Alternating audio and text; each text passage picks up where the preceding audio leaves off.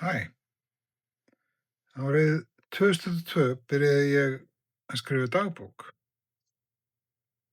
Fyrst fylgdi ég spurningunum úr The Daily Stoic Journal eftir Ryan Holiday, en ákvað svo að fara mínar eigin leiðir, lesa heimspekitexta sem ég langaði að lesa og semja spurningu sem ég sjálfur hafði áhuga á að velta fyrir mér. Löngu síðar fór ég að deila spurningu dagsins á Facebook með þá einföldu hugmynd að hvetja til gagnrýnnar hugsunar á vingjarnlegan hátt. Eftir yfir 1000 færslur áttaði ég mig á því að þetta gæti orðið bók, jafnvel bókaflokkur.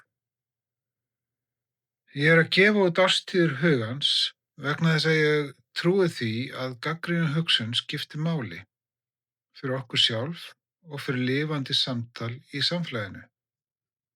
En líka vegna þess að ég vil að fólk finni kraftin í því að skrifa eigin pælingar.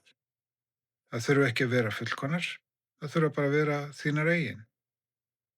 Hugsanir okkar skipta máli, jafnvel þegar við skynjum þær ekki strax. Þær mótast og þroskast rétt eins og við sjálf.